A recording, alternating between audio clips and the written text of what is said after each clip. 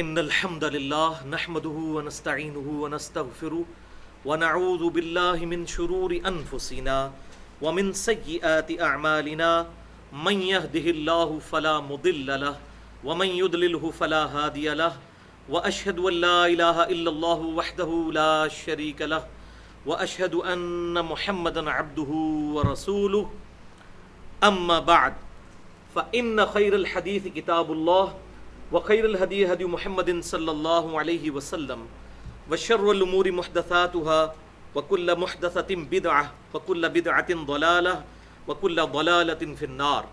أعوذ بالله السميع العليم من الشيطان الرجيم من همزه ونفخه ونفثه. بسم الله الرحمن الرحيم.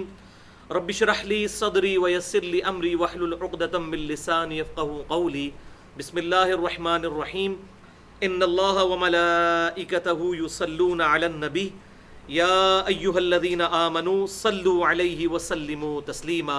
اللہم صل علی محمد وعلی آل محمد کما صلیت علی ابراہیم وعلی آل ابراہیم انک حمید مجید. اللہم بارک علی محمد وعلی آل محمد کما بارکت علی ابراہیم وعلی آل ابراہیم انک حمید مجید. الحمدللہ آج 24 مئی 2014 کو ہفتے کے دن قرآن کلاس نمبر 131 میں ہم انشاءاللہ تعالی سورۃ الانفال کی آیات نمبر 67 سے لے کر 71 یعنی کل 5 آیات کے کانٹیکسٹ میں اسلامی عقائد میں سے ایک اہم ترین عقیدہ انشاءاللہ ان ڈیٹیل ڈسکس کریں گے، اور وہ ہے عصمت انبیاء کرام علیہم السلام کا عقیدہ. عصمت کہتے ہیں حفاظت کو. اسی عقیدے کو عرف عام میں کہا جاتا ہے کہ انبیاء کرام علیہم السلام گناہوں سے محفوظ اور معصوم ہوتے ہیں، اللہ کی خاص حفاظت میں ہوتے ہیں، عصمت میں ہوتے ہیں، اسی لیے معصوم کا لفظ بھی استعمال ہوتا ہے. لیکن جہاں تک لغزش اور اجتہادی خطا کا معاملہ ہے وہ الگ چیز ہے. وہ انبیاء کرام علیہ السلام سے صادر ہو سکتے ہیں، لیکن اللہ تبارک و تعالی ان کو اس غلطی اور لغزش پر قائم نہیں رہنے دیتا، اس پر گناہ کا لفظ نہیں بولا جاتا. اس کے انشاءاللہ ٹیکنیکل میں دلائل بعد میں عرض کروں گا. ہماری آج کی یہ گفتگو انشاءاللہ تعالی ہماری ویب سائٹ اہلسنتپاک.com پر مسئلہ نمبر 88 کے نام سے اپلوڈ ہوگی. ہمارے یوٹیوب کے چینل انجینئر محمد علی مرزا کے تھرو اور tune.pk کا چینل انجینئر محمد علی مرزا اس کے تھرو، اور اس کا عنوان ہوگا مسئلہ نمبر 88 عصمت انبیاء کے عقیدے سے متعلق شبہات کا تحقیقی جائزہ. عصمت انبیاء علیہم السلام سے متعلق شبہات کا تحقیقی جائزہ. عصمت انبیاء کرام علیہم السلام کے عقیدے سے متعلق شبہات کا تحقیقی جائزہ. بھائیو، آج کی گفتگو میں جتنی آیات آئیں گی انشاءاللہ میں ان کے مکمل ریفرنسز بھی بتا دوں گا، اور جو احادیث ہیں ان کے انشاءاللہ نمبرز علماء حرمین بیروت اور دارالسلام کی انٹرنیشنل نمبرنگ کے مطابق، جس کے مطابق عربی کتب شائع ہوتی ہیں، وہ بیان کر دوں گا. پھر بھی اگر کسی کی کوئی کیوری ہو تو لیکچر کے اینڈ پہ مجھ سے پوچھ سکتے ہیں. لیکچر کے دوران سوال کرنے کی اجازت نہیں، تاکہ ہمارے لیکچر کا ڈیکورم خراب نہ ہو. یا بعد میں بھی مجھے ای میل پہ mirza_95@yahoo.com پہ بھی رابطہ کیا جا سکتا ہے. بھائیو، اس ایکسکلوسیو لیکچر میں ہم انشاءاللہ تعالی سورۃ الانفال کی یہ کرٹیکل 5 آیات 67 سے لے کر 71 اس کا ترجمہ اور مختصر تشریح سننے کی سعادت حاصل کریں گے. اور پھر انشاءاللہ تعالی اسی کے کانٹیکسٹ میں 4 اہم ترین علمی پوائنٹس ڈسکس کروں گا. ان میں سے 2 علمی پوائنٹ انشاءاللہ آج کی نشست میں ڈسکس ہوں گے اور 2 انشاءاللہ اگلے ہفتے، تاکہ بہت لمبا لیکچر نہ ہو. لیکن ان 4 پوائنٹس کا میں تعارف شروع میں ہی کروا دیتا ہوں تاکہ ہمارا انٹرسٹ برقرار رہے. علمی پوائنٹ نمبر 1 ہوگا انبیاء کرام علیہم السلام کی اجتہادی خطا اور لغزش سے متعلق صحیح عقیدہ کیا ہونا چاہیے، جس عقیدے پر اہل سنت اور اہل تشیع کا اتفاق ہے. جہاں تک علمی پوائنٹ نمبر 2، وحی الہی اور دین پہنچانے کے اعتبار سے انبیاء کرام علیہم السلام کی عصمت کا بیان قرآن اور سنت کے دلائل میں کہ یہ ڈیفینیٹ ہے کہ وحی پہنچانے اور دین کے معاملے میں انبیاء کرام علیہم السلام سے کبھی بھی لغزش نہیں ہوگی۔ علمی پوائنٹ نمبر 3، خواہشات نفسانی پر قابو پانے کے لیے انبیاء کرام علیہم السلام کو اللہ تبارک و تعالیٰ کی طرف سے خصوصی پروٹیکشن حاصل ہوتی ہے۔ وہ اللہ تعالیٰ کے مخلص بندے ہوتے ہیں۔ ایک لفظ ہے مخلص۔ ہم مخلص ہونے کی دعا کر سکتے ہیں، اے اللہ ہم اپنا دین تیرے لیے خالص کر لیں۔ مخلص جس کو اللہ چن لے، اور وہ صرف انبیاء کرام علیہم السلام ہوتے ہیں۔ اسی اعتبار سے اللہ تعالیٰ ان کی خاص حفاظت فرماتا ہے، اگرچہ ان میں بھی گناہ کرنے کا مادہ موجود ہوتا ہے، اور یہی ان کی خوبی ہے کہ اس مادہ کے موجود ہونے کے باوجود وہ اپنی خواہشات نفسانی پر قابو پاتے ہوئے اللہ تعالیٰ کے خوف اور پروٹیکشن کی وجہ سے گناہ نہیں کرتے۔ ورنہ اگر یہ چیز ان میں موجود نہ ہو تو ان کا کمال ہی کوئی نہ ہو، وہ تو پھر ایک میکینیکل اور روبوٹ والی فارم ہو جائے جیسا کہ فرشتوں کی ہے۔ جو انسان ہے اس کے اندر اللہ تعالیٰ نے ہر چیز فَأَلْهَمَهَا فُجُورَهَا وَتَقْوَاهَا دونوں چیزیں ودیت کر دی، لیکن اللہ تعالیٰ انبیاء کرام علیہم السلام کی خصوصاً حفاظت فرماتا ہے۔ اور علمی پوائنٹ نمبر 4 میں انشاءاللہ صحیح بخاری اور صحیح مسلم کی جو متفق علیہ حدیث ہے، جو دنیا کی ہر حدیث کی کتاب میں حدیث متواترہ ہے، حدیث شفاعت، اس کو انشاءاللہ ہم ڈیٹیل سے ڈسکس کریں گے، کیونکہ جب قیامت والے دن لوگ اللہ کے حضور اپنا سفارشی تلاش کرنے کے لیے میدان محشر میں نکلیں گے تو آدم علیہ السلام کے پاس جائیں گے تو وہ کہیں گے آج مجھے اپنی غلطی یاد آ رہی ہے۔ تم نوح کے پاس چلے جاؤ، نوح علیہ السلام کہیں گے آج مجھے اپنی غلطی یاد آ رہی ہے۔ تم ابراہیم علیہ السلام کے پاس چلے جاؤ، وہ کہیں گے آج مجھے اپنی غلطی یاد آ رہی ہے۔ تم موسیٰ علیہ السلام کے پاس چلے جاؤ، موسیٰ علیہ السلام کہیں گے آج مجھے اپنی غلطی یاد آ رہی ہے۔ تم عیسیٰ علیہ السلام کے پاس چلے جاؤ، عیسیٰ علیہ السلام کہیں گے کہ آج اس میدان محشر میں ایک ہی شخص ہے جس کی اللہ تعالیٰ نے اگلی اور پچھلی ساری غلطیاں معاف کر دی ہیں، تم محمد رسول اللہ صلی اللہ علیہ وسلم کے پاس چلے جاؤ۔ اور اس کا ذکر قرآن میں بھی موجود ہے، سورۃ الفتح کی آیت نمبر 2۔ اس کے حوالے سے کافی لوگوں نے بد عقیدگی پھیلائی ہے اور اس ٹاپک کو ڈسکس کرنے کو بھی وہ گناہ سمجھتے ہیں۔ بیسیکلی وہ یہ بتانا چاہتے ہیں کہ اللہ تعالیٰ نے قرآن پاک میں یہ ساری آیات نازل فرما کے معاذ اللہ استغفر اللہ انبیاء کی خود گستاخی کی ہے، وہ یہ ہمیں بتانا چاہتے ہیں۔ تو ہم بتائیں گے کہ اللہ تعالیٰ نے یہ دنیا میں انبیاء کرام علیہ السلام کا جو سلسلہ شروع کیا اور کتابوں کا، یہ ہماری ہدایت کے لیے بھیجی، اس سے کیا رزلٹ نکالنا ہے۔ جیسا کہ آدم علیہ السلام کا جب قصہ بیان ہوا سورۃ الاعراف میں، اس میں کیٹاگوریکل مینشن ہوا کہ اے ابن آدم دیکھو ہم نے تمہارے ماں باپ کا قصہ تم سے اس لیے بیان کیا کہیں شیطان تمہیں اس طرح نہ ورگلا دے جس طرح تمہارے ماں باپ کو جنت سے نکلوایا۔ تو یہ تو ہماری ہدایت کے لیے واقعات ہیں، نہ کہ اس سے کوئی یہ رزلٹ نکالے گا کہ انبیاء کی توہین ہو گئی ہے۔ تو یہ بات سمجھنی چاہیے، کیونکہ ہمارے معاشرے میں ایسے ایکسٹریمسٹ لوگ پائے جاتے ہیں جو انبیاء کرام علیہ السلام کے بارے میں اس طرح کی بات کرنے کو گستاخی اور بلکہ اگلے بندے کو اسلام سے ہی خارج ہونے کا فتویٰ دے دیتے ہیں۔ اور خود حال یہ ہے کہ اللہ تعالیٰ کی شان میں جتنی مرضی گستاخیاں کریں، شرکیہ عقائد رکھیں، اس کی ان کو اہمیت نہیں ہے، ان کو صرف اپنے بزرگوں کی اہمیت ہے، یا نبی صلی اللہ علیہ وسلم کی بھی سو کالڈ ہے۔ ہاں، جب بزرگ ورسز نبی صلی اللہ علیہ وسلم آ جائیں گے پھر بزرگوں کو ڈیفینڈ کریں گے اور کہیں گے یہ تو معرفت کی بات بزرگوں نے کی، لا الہ الا اللہ اشرف علی رسول اللہ پڑھوا لیا، معرفت کی بات ہے، لا الہ الا اللہ چشتی رسول اللہ پڑھوا لیا، یہ کوئی گستاخی نہیں، معرفت کی بات ہے، والعیاذ باللہ تعالی۔ بھائیو، آج کے لیکچر میں انشاءاللہ تعالی ہم پہلے تو سورۃ الاعراف کی یہ 5 آیات کا ترجمہ اور تفسیر سنیں گے، اور اس کے بعد انشاءاللہ میں 4 علمی پوائنٹس ڈسکس کروں گا۔ اسی کانٹیکسٹ میں ایک ریفرنس پیج آپ کو مل چکا ہے جس پہ سورۃ الانفال کی یہ 5 آیات اور اس کے بعد 7 ریفرنسز قرآن پاک سے مختلف جگہوں سے درج کیے گئے ہیں۔ انشاءاللہ تعالیٰ وہ ساتھ ساتھ جو آئیں گے تو ہم انشاءاللہ ان کو دیکھتے چلے جائیں گے۔ ابھی اپنا وہ ریفرنس پیج نکال لیجئے اور سورۃ الانفال کی آیات نمبر 67 سے لے کے 71 پہلے ہم اس کا ترجمہ اور تفسیر سننے کی سعادت حاصل کرتے ہیں۔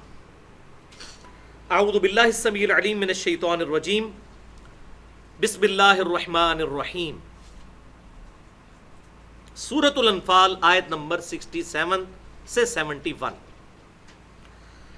ما کانا لنبی ان یکون لہ اسرا، کسی نبی کے لیے یہ شایان شان نہیں ہے کہ وہ اپنے پاس مخالفین کافروں کو قیدی بنا کر رکھے، حتی یثخن فی الارض، یہاں تک کہ دشمن جو اللہ کے ہیں وہ زمین میں مکمل طور پر کچل دیے جائیں، جب تک مکمل کافر کچل نہ دیے جائیں جو نبی کی مخالفت پر کھڑے تھے، اس وقت تک ان کو قیدی نہ بناؤ بلکہ قتل کرو۔ تریدون عرض الدنیا، کیا تم لوگ دنیا کے مال کی طلب رکھتے ہو؟ یعنی ان قیدیوں سے فدیہ لے کے تم لوگوں نے قیدی چھوڑ دیے۔ یہ پرٹیکولر غزوہ بدر کے قیدیوں کی بات آ رہی ہے جو آپ صلی اللہ علیہ وسلم نے اپنی شفقت کے رویے کی وجہ سے ان قیدیوں کو قتل کرانے کی بجائے 70 کے قریب قیدی ان کو قید کیا اور بعد میں فدیہ لے کے چھوڑ دیا، لیکن اللہ تبارک و تعالیٰ نے آپ صلی اللہ علیہ وسلم کے اس اجتہاد کو انڈورس نہیں کیا۔ یہ آپ صلی اللہ علیہ وسلم کا اپنا اجتہاد تھا۔ اور یہ بھی بات یاد رکھیں، یہ جو پبلک میں مشہور ہے کہ نبی جو بھی بات کرتا ہے وہی سے کرتا ہے، یہ بات بالکل غلط ہے، ایسا نہیں ہوتا۔ وہی کے ساتھ وہی باتیں ہیں جو اللہ تعالیٰ نے ارشاد فرمائی۔ نبی کوئی روبوٹ یا میکینیکل سٹرکچر نہیں ہوتا، معاذ اللہ استغفر اللہ۔ ان کو اختیار ہوتا ہے، وہ کہیں پر قرآن و سنت کو دیکھتے ہوئے معاملات میں اجتہاد بھی کرتے ہیں، اور وہ اجتہاد اگر غلط ہوگا تو اللہ تعالیٰ اصلاح فرما دے گا، اور اگر صحیح ہوگا تو انڈورس کر دے گا۔ ورنہ اگر یہ اللہ تعالیٰ نے وحی کے ذریعے یہ بات کہی ہوتی کہ آپ قیدیوں کو جو ہے فدیہ لے کے چھوڑ دیں، تو اللہ تعالیٰ پھر نبی صلی اللہ علیہ وسلم پر اس معاملے میں عتاب تو نہ فرماتا۔ یہ آپ کا اپنا اجتہاد تھا، اور وہ شفقت کی وجہ سے۔ آپ صلی اللہ علیہ وسلم رحمت للعالمین ہے۔ صحابہ کرام کے بھی دو گروہ بن گئے جب مشورہ کیا۔ سیدنا ابوبکر صدیق کی بھی یہی رائے تھی جو آپ صلی اللہ علیہ وسلم کی تھی۔ سیدنا عمر اور سیدنا سعد ابن معاذ کی یہ رائے تھی کہ ان کو قتل کرنا چاہیے، ان کو قیدی نہیں بنانا چاہیے۔ واللہ یرید الآخرہ، جبکہ اللہ تعالیٰ تو آخرت چاہتا ہے تمہارے لیے۔ واللہ عزیز حکیم، اور اللہ تعالیٰ غالب ہے اور حکمت والا ہے۔ لولا کتاب من اللہ سبق، اگر ایسا نہ ہوتا کہ اللہ کی طرف سے پہلے ایک حکم نامہ آ چکا، لمسکم فیما اخذتم عذاب عظیم، تو ضرور تمہیں بہت بڑا عذاب پہنچ جاتا جو اے مسلمانوں تم نے فدیہ لے کے ان کافروں کو چھوڑ دیا۔ والعیاذ باللہ تعالی، یہ بڑی سخت آیت ہے۔ نبی صلی اللہ علیہ وسلم اور صحابہ اکرام کو اللہ تعالیٰ نے مخاطب کیا کہ اگر وہ ایک پہلے والا معاملہ حکم نامہ نہ آیا ہوتا تو تمہیں عذاب دیا جاتا۔ وہ حکم نامہ کیا تھا وہ انشاءاللہ ہم بعد میں ڈسکس کرتے ہیں، اسی میں جو تم نے فدیہ لے کے ان قیدیوں کو چھوڑ دیا۔ اب وہ حکم نامہ ایسا تھا جس میں اس طرف بھی کوئی 1-2% گنجائش نکلتی تھی، وہ بینیفٹ آف ڈاؤٹ دے دیا گیا، اور ساتھ ہی فرمایا گیا فَكُلُوا مِمَّا غَنِمْتُمْ حَلَالًا طَيِّبًا، تو اب کھاؤ اس مال غنیمت یعنی فدیہ میں سے حلال اور پاکیزہ مال جو تم نے لے لیا۔ وَاتَّقُوا اللَّهَ، اور اللہ سے ڈرو۔ إِنَّ اللَّهَ غَفُورٌ رَحِيمٌ، بے شک اللہ تعالیٰ بخشنے والا مہربان ہے۔ یا ایھا النبی، اے نبی صلی اللہ علیہ وسلم، قل لمن فی ایدیکم، آپ فرما دیجئے ان قیدیوں سے جو آپ کے قبضے میں ہیں، من الاسرى، ان قیدیوں میں سے، ان یعلم اللہ فی قلوبکم خیرا، کہ اگر اللہ تبارک و تعالی تمہارے دلوں میں پائے گا کوئی خیر،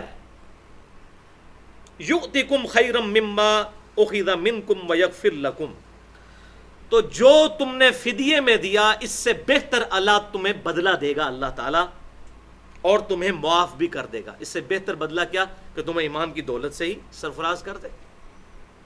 واللہ غفور الرحیم، اور اللہ تعالیٰ بخشنے والا مہربان ہے۔ اور ہوا بھی ایسے ہی کہ ان میں ایسے لوگ تھے جنہوں نے پھر اسلام کی دولت مل گئی، جن میں سیدنا عباس بن عبد المطلب، نبی صلی اللہ علیہ وسلم کے سگے چچا، اگر وہ اس وقت قتل ہو جاتے تو دوزخ میں چلے جاتے، فدیہ لے کے چھوٹ کے بعد میں انہوں نے اسلام بھی قبول کر لیا۔ اسی طریقے سے نبی صلی اللہ علیہ وسلم کے اپنے داماد ابو العاص سیدہ رقیہ کے خامند، بعد میں جب وہ شہید ہو گئے، فوت ہو گئے، تو سیدنا عثمان غنی رضی اللہ تعالیٰ عنہ کے عقد میں سیدہ رقیہ آ گئی، لیکن اس وقت تک ان کے عقد میں تھی، تو وہ بھی قید ہو کر آئے۔ اب فدیے کے لیے جو ہے سیدہ رقیہ نے اپنا ہار سونے کا بھجوایا.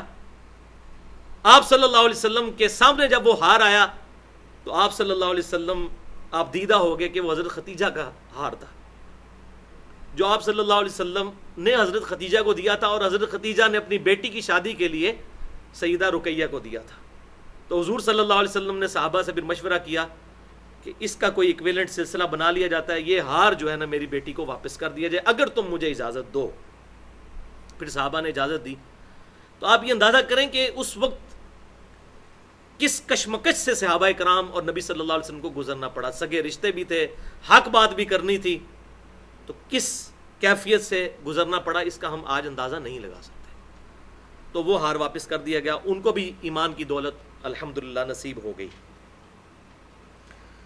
وَإِن يُرِيدُوا خِيَانَتَكَ، اور اے محبوب صلی اللہ علیہ وسلم اگر یہ تم سے خیانت کا ارادہ کریں، یعنی یہ فدیہ لے کے چھوٹ گئے اور پھر یہ مسلمانوں کے خلاف لڑنے کے لیے آگے، تو پریشانی کی بات نہیں. فقد خان اللہ، تو بے شک یہ پہلے اللہ سے بھی خیانت کر چکے ہیں، من قبل، اس سے پہلے. فَأَمْكَنَ مِنْهُمْ، تو اللہ نے ان کو تمہارے ہاتھوں پکڑوا دیا نا. اللہ سے تو بھاگ کے نہیں جا سکتے، یہ قیدی جو بنے ہیں اللہ نے ہی بنوائے ہیں نا. اگر یہ خیانت کریں گے تو ہم پھر تمہیں ان پر غلبہ دے دیں گے. واللہ علیم حکیم، اللہ تعالیٰ علم والا اور حکمت والا ہے.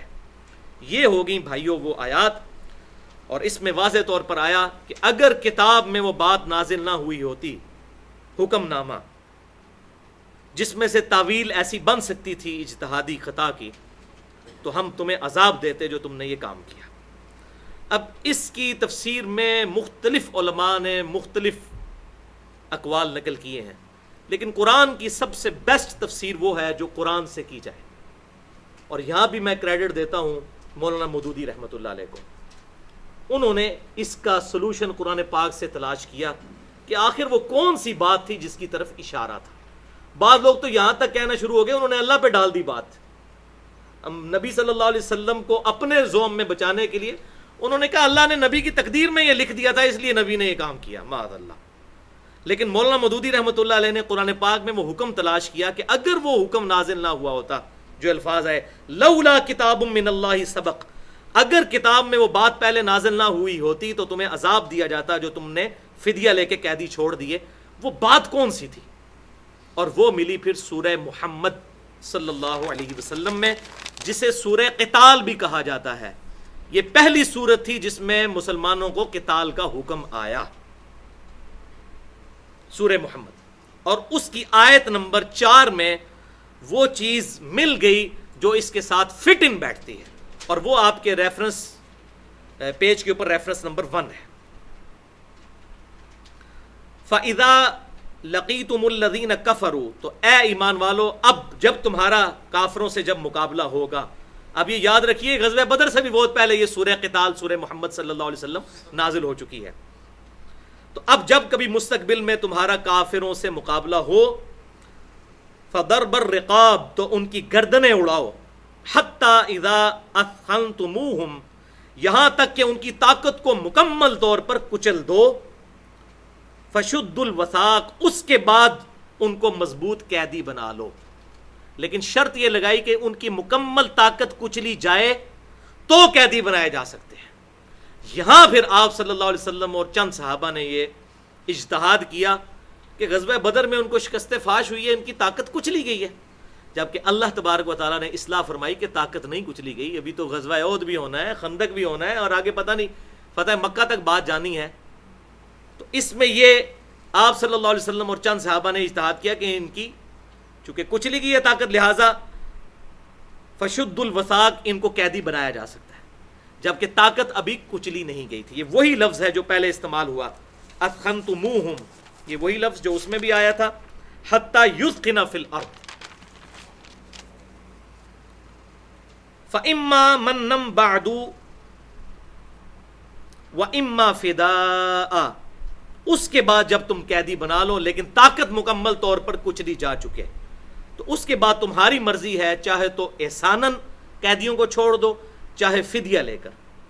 حَتَّى تَضَعَ الْحَرْبُ أَوْزَارَهَا، یہاں تک کہ جنگ اپنے تمام ہتھیار ڈال دے.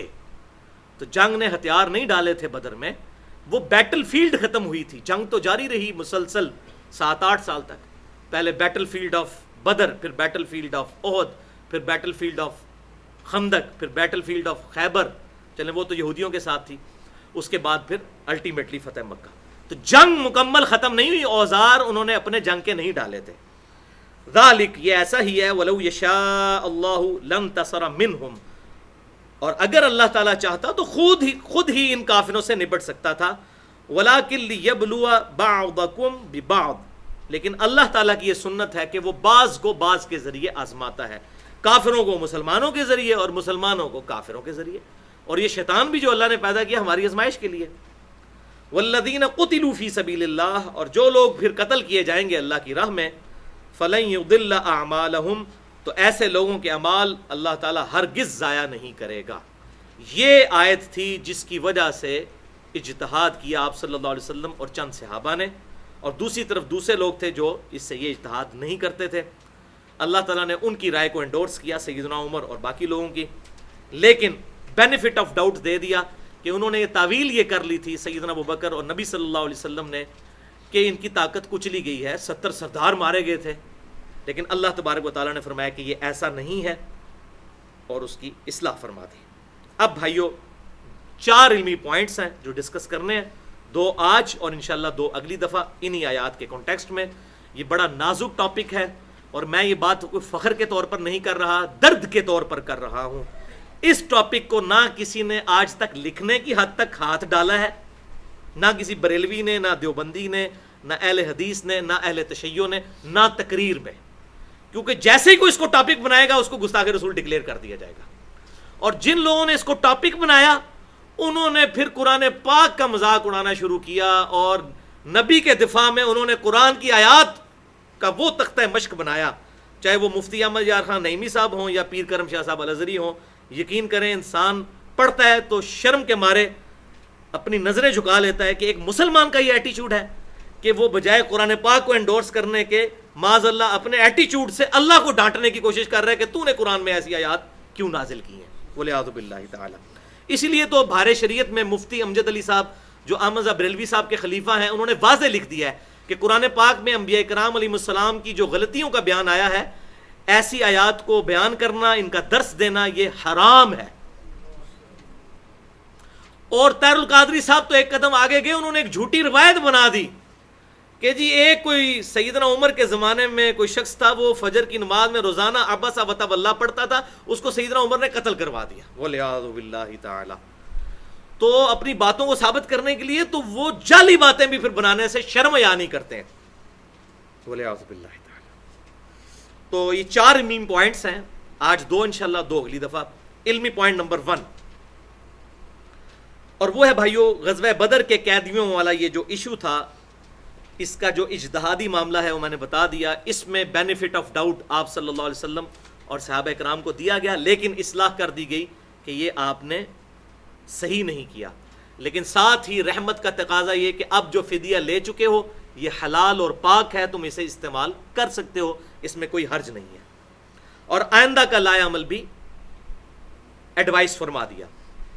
بھائیو امام کائنات سید الاولین والآخرین شفیع المذنبین رحمت للعالمین سیدنا و مولانا امام اعظم محمد رسول اللہ صلی اللہ علیہ وسلم کے ریفرنس سے 3 اور مقامات پر اس طرح کے واقعات آئے ہیں. میں ان کی ڈیٹیل میں نہیں جاؤں گا، صرف مختصر ساتھ بیان کر دیتا ہوں تاکہ ہم اپنا کنکلوژن نکال سکیں اس حوالے سے.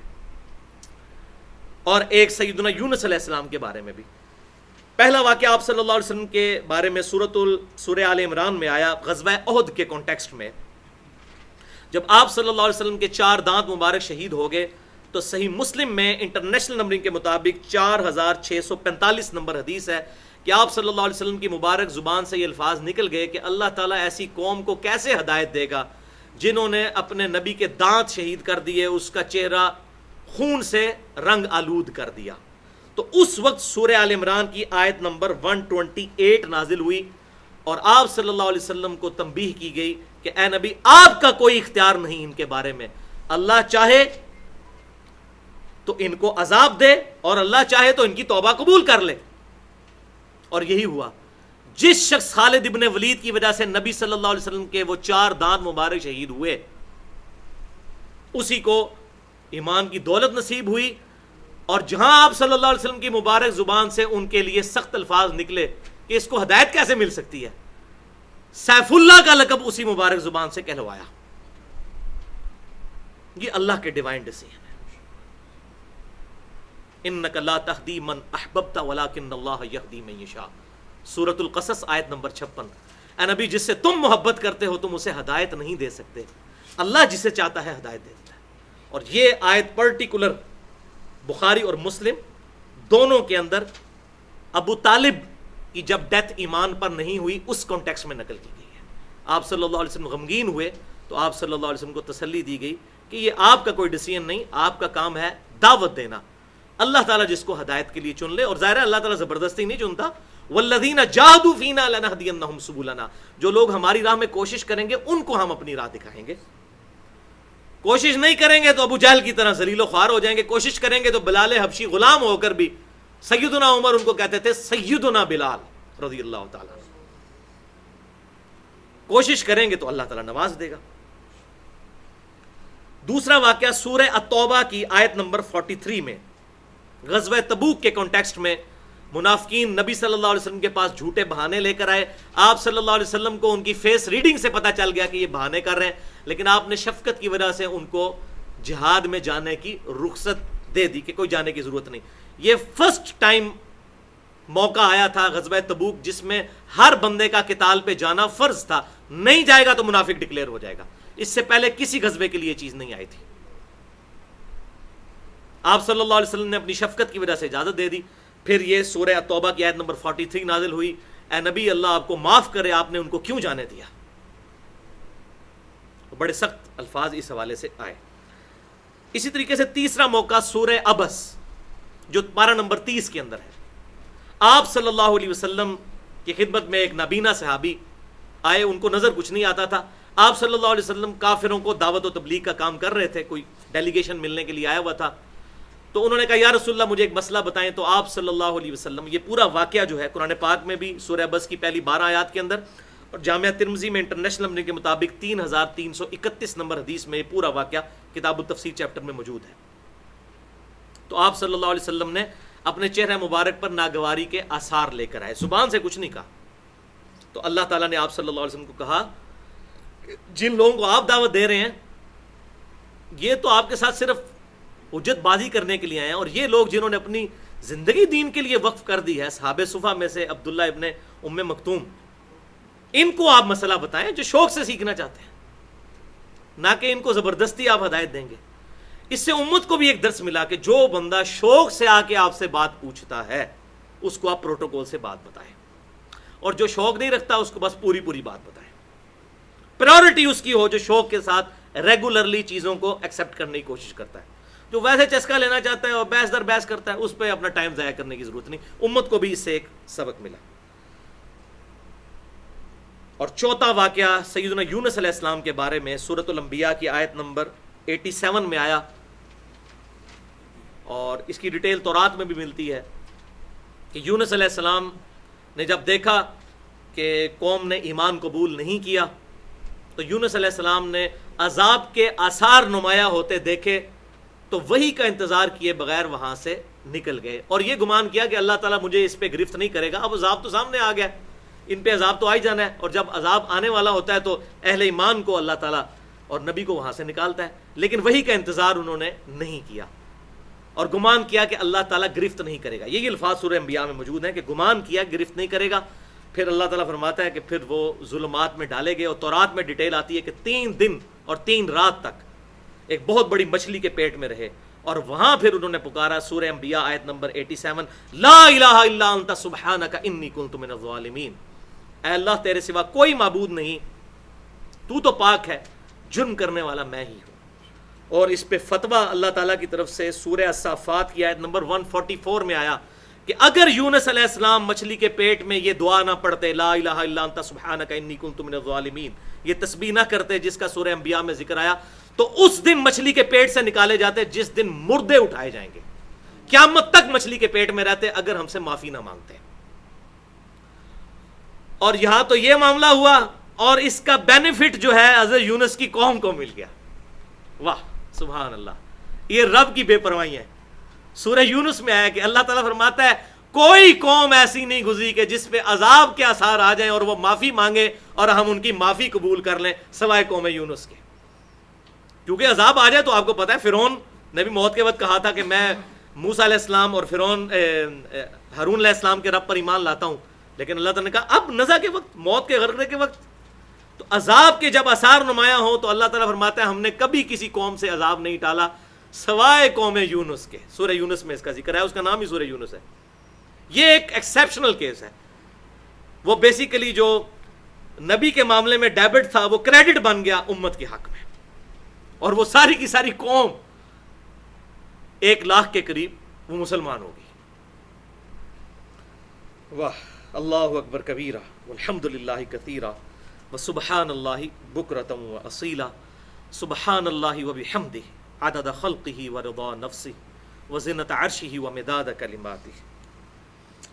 بھائیو, ان سارے واقعات کے بعد یہ بات کلیئر ہوگی کہ انبیاء کرام علیہ السلام معاذ اللہ استغفر اللہ کوئی پری پلانڈ روبوٹ یا میکینیکل سٹرکچر ٹائپ کی کوئی مخلوق نہیں, بلکہ اللہ تعالیٰ کے محبوب ترین بندے, احساسات رکھنے والے انسان, بلکہ وہ انسان کے انسانیت کو ان پر ناز ہے وہ ہوا کرتے ہیں. عام لوگوں کی ایسی باتیں, خطائیں اور لغزشیں وہ ان کو اللہ تبارک و تعالیٰ کسی کھاتے میں نہیں مانتا, لیکن جن کے رتبے سوا ہوتے ہیں ان کے ساتھ معاملہ بھی پھر ایسا ہوتا ہے. تو احساسات رکھنے والے انسان ہوتے ہیں, لہٰذا وہ کہیں پر اگر اجتہاد کرتے ہیں, جیسے یونس علیہ السلام نے اجتہاد کیا, یا نبی صلی اللہ علیہ وسلم نے غزوہ تبوک کے موقع پر منافقین کے بارے میں اجتہاد کیا, یا غزوہ بدر کے قیدیوں کے بارے میں, تو یہ اجتہاد میں غلطی بھی ہو سکتی ہے, گناہ نہیں. یہ بات یاد رکھیے گا, گناہ نہیں. گناہ وہ ہوتا ہے جس پر وعید حرام کی سنائی جائے اور پھر نبی وہ کام کار گزرے. ایسا کوئی واقعہ رپورٹ نہیں ہوا الحمدللہ. یہی عام لوگوں میں اور نبیوں میں فرق ہے کہ عام لوگ اگر غلطی کریں گے ان کی اصلاح ہو بھی سکتی ہے, نہیں بھی ہو سکتی, کیونکہ وہ معصوم نہیں ہے, ان کے لیے عصمت کا عقیدہ نہیں ہے, چاہے وہ صحابہ کرام یا اہل بیت ہی کیوں نہ ہوں. لیکن انبیاء کرام علیہ السلام اگر کوئی اجتہادی لغزش یا خطا کرے تو اللہ تبارک و تعالیٰ ان کو اس پر قائم نہیں رہنے دیتا, بلکہ ان کی اصلاح فرما دیتا ہے. لہٰذا یہ بعض لوگ جو اس کو سمجھتے ہیں کہ ان واقعات کو ڈسکس کرنا کوئی معاذ اللہ استغفر اللہ گستاخی ہے, اور وہ جھوٹی روایت عبسہ وتولیٰ کے حوالے سے سیدنا عمر کی پیش کرتے ہیں کہ انہوں نے ایک امام مسجد کا گلا کٹوا دیا کہ وہ عبسہ وتولیٰ کیوں پڑھتا تھا. تو بھائی پھر کون کون سی سلیکٹیو پھر قرآن پاک نبی صلی اللہ علیہ وسلم امت کو دے کے جاتے ہیں کہ جی یہ صورتیں صرف پڑھنا, باقی پڑھنے کی ضرورت ہی کوئی نہیں ہے. تو ایسی بات نہیں ہے, اس میں بڑی احتیاط کرنی چاہیے. اسی کانٹیکسٹ میں جو سیدنا آدم علیہ السلام کا واقعہ ہے, یا سیدنا ابراہیم علیہ السلام کی لغزش کا جو ذکر ہے قرآن میں, یا سیدنا موسیٰ علیہ السلام سے جو ایک قبطی قتل ہو گیا تھا قرآن میں ذکر, یا نوح علیہ السلام نے اپنے کافر بیٹے کے بارے میں دعا کر دی تھی اس کے حوالے سے, یوسف علیہ السلام کے معاملے میں اللہ نے جو خاص حفاظت فرمائی, یہ تمام چیزیں انشاءاللہ علمی پوائنٹ نمبر 2 اور 3 اور 4 میں انشاءاللہ میں اگلے ہفتے ڈسکس کروں گا. ابھی ہم علمی پوائنٹ نمبر 2 کی طرف آتے ہیں, اور وہ ہے بھائیو جہاں تک وحی اور دین الہی کا معاملہ ہے, اس کو امت تک پہنچانے کا معاملہ ہے وحی اور دین الہی کو, جو پیٹ رولز ہیں اللہ تعالیٰ کے, اجتہادی ایشو نہیں, پیٹ رولز. ان معاملات میں انبیاء کرام علیہ السلام 100% غلطی اور لغزش سے محفوظ ہوتے ہیں, اللہ تعالیٰ ان کی حفاظت فرماتا ہے. اس حوالے سے کچھ لوگوں میں مسکنسیپشن پائی جاتی ہے. بعض لوگ اس معاملے میں انبیاء کرام علیہ السلام کی ان چیزوں کو نہیں مانتے. مین سٹریم میں وہ لوگ نہیں ہیں, بریلوی, دیوبندی, اہل حدیث, اہل تشیع, ان میں سے کوئی نہیں جس کا ایسا کوئی گستاخانہ عقیدہ ہو. ان کے علاوہ کچھ لوگ ہیں جو لبرل قسم کے لوگ ہیں, ان کا جو اعتراض ہے انشاءاللہ وہ بھی میں آج دور کر دوں گا. پہلے یہ اگلے 4 ریفرنسز جو ہیں اس دلیل پر ہیں کہ ایز فار ایز وحی اور دین الہی از کنسرنڈ, انبیاء کرام علیہ السلام 100% اللہ تبارک و تعالیٰ کی حفاظت میں ہوتے ہیں, ان سے اس معاملے میں کوئی غلطی, لغزش, کوئی اجتہادی خطا بھی نہیں ہوتی. گناہ تو ویسے ہی کسی معاملے میں نہیں ہوتا، لیکن اس معاملے میں اجتہادی خطا بھی نہیں ہوگی۔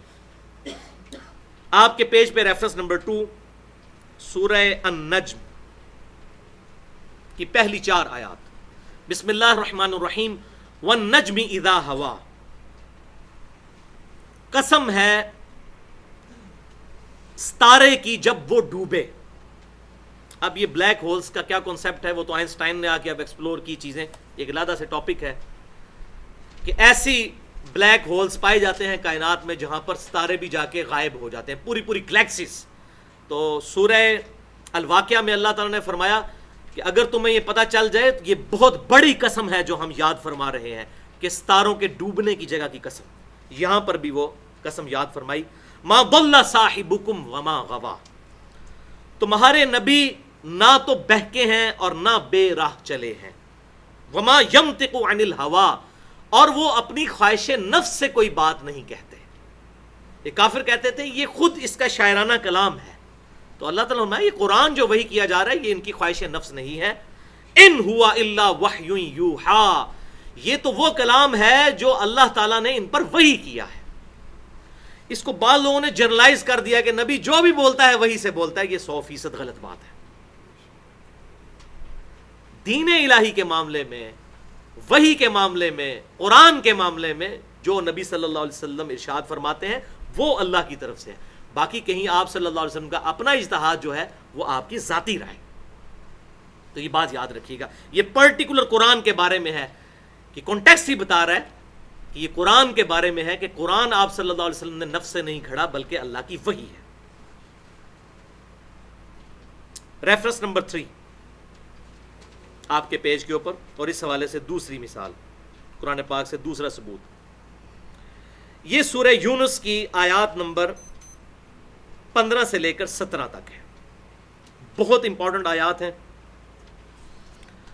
وَإِذَا تُتْلَى عَلَيْهِمْ آيَاتُنَا بَيِّنَاتٍ، اور جب کبھی بھی ان کافروں پر ہماری روشن آیات تلاوت کی جاتی ہیں، یہ بہت سخت الفاظ آ رہے ہیں، اس سے آپ کو پتہ چلے گا، یہ ہم اکثر لوگ کہتے ہیں یہ قرآن کا درس دینے والے لوگ سخت مزاج کیوں ہو جاتے ہیں، یہ اعتراض کافر بھی کرتے تھے، قرآن بھائی ہے ہی اتنا سخت، یہ تو صوفیاء نے دین پھیلا دیا نا کہ اللہ کی نافرمانی کرو، اللہ بہت بخشنے والا مہربان ہے۔ قرآن سے ذرا رحمت کی آیات اور غضب کی نکالے نا تو 99% جو ہے غضب کی آیات ہیں، 1% رحمت کی ہیں۔ یہ ٹھیک ہے کہ اس کی رحمت اس کے غضب پر بھاری ہے، لیکن اللہ تبارک و تعالیٰ اس حوالے سے لوگوں کو چھٹی نہیں دیتا کہ میری نافرمانی کرنی شروع کر دو۔ اور میں امام غزالی کی اس بات کو انڈورس کرتا ہوں جو انہوں نے کیمیائے سعادت میں لکھی کہ ایسے علماء جو اللہ کی رحمت کی آیات سنا سنا کر لوگوں کو دین پر عمل کرنے سے دور کر رہے ہیں، ایسے علماء واجب القتل ہیں۔ کیا تم لوگوں کو یہ بتانا چاہتے ہو، امام غزالی کہہ رہے ہیں کہ قرآن اور انبیاء کا جو سلسلہ ہے یہ سب ڈھکوسلا ہے، یہ قرآن کی دھمکیاں سب جھوٹ ہے، اور تم رحمت کو صحیح سمجھ گئے ہو کہ لوگوں کو کہو کہ اللہ تعالیٰ بڑا غفور رحیم ہے، نبی صلی اللہ علیہ وسلم شفاعت کر لیں گے، تمہاری بخشش ہو جائے گی، جو مرضی کرو، جو کچھ بھی ہے تیرے محبوب کی امت سے ہیں، بے ایمان ہیں، حرام خور ہیں، بے نمازی ہیں، جو کچھ بھی ہیں اللہ تیرے محبوب کی امت سے ہیں، اسی بندے کا پتر کو نہیں بننا، سانو اس طرح ہی قبول کر لیں، ہم نے تو بندے کا پتر نہیں بننا، ہمیں اسی طریقے سے قبول کر لیں۔ اللہ، تو اب کافر دیکھیں ان کو بھی بات، اب یہ عربی لنگوسٹک تھی ان کو تو سمجھ آ رہی تھی کہ قرآن کتنے سخت مزاج میں بات کرتا ہے، 2 × 2 = 4، کوئی لگی لپٹی بات نہیں۔ جب ہماری آیات تلاوت کی جاتی ہیں کافروں پر تو کیا کہتے ہیں؟ قال الذین لا یرجون لقاء نأتی بقرآن غیر ھذا او بدل، تو وہ کافر جن کو یہ امید نہیں کہ ان کو مر کے ہماری بارگاہ میں پیش ہونا ہے، ہم سے ملاقات کرنی ہے، وہ کہتے ہیں اے نبی اس قرآن کو بدل دو، اس میں چینجنگ کرو، اٹ از ٹو اسٹرکٹ، بہت سخت فتوے ہیں اس کے قرآن کے اندر، اس کو بدل دو یا کوئی اور کتاب لے آؤ، ہم اس پر ایمان لے آئیں گے، اس کتاب کو بدلو، یہ بڑی سخت کتاب ہے، تو دھمکیوں پر مشتمل ہے، یہ نہیں کرو گے تو یہ ہو جائے گا، یہ قرآن بڑا سخت ہے، اے نبی اس کتاب کو بدل دو، اکتی بقرآن غیر ھذا، اس قرآن کے علاوہ کوئی اور قرآن لے آؤ، او بدل، یا اس کتاب کو بدل دو۔ اب آگے سے اللہ تعالیٰ کی طرف ذرا فتویٰ سنیں، قل ما یکون لی ان ابدلہ، اے محبوب صلی اللہ علیہ وسلم فرما دیجئے مجھے تو اس چیز کا اختیار نہیں ہے کہ میں اس کتاب کو بدل سکوں، من تلقاء نفسی، اپنی مرضی کے مطابق ڈھال دوں اسے. جو مولوی کرتے ہیں، قرآن کو بدلتے نہیں لیکن اس کا مفہوم بدل دیتے ہیں. ان اتبع الا ما یوحى الی، میں تو خود اس کی پیروی کرنے والا ہوں، میں خود اس چیز کا پابند ہوں جو اللہ نے میری طرف وحی کی. اور اگلی بات سنیں، یہ حضور صلی اللہ علیہ وسلم کو کہا جا رہا ہے آپ یہ کہیں، اعلان فرمائیں. قل کے ساتھ بات شروع ہوئی ہے. انی اخاف ان عصیت ربی عذاب یوم عظیم، اور مجھے خود اس بات کا خوف لگا ہوا ہے کہ اگر میں محمد صلی اللہ علیہ وسلم بھی اللہ کی نافرمانی کروں تو بڑے دن کا عذاب مجھے بھی آ پکڑے گا.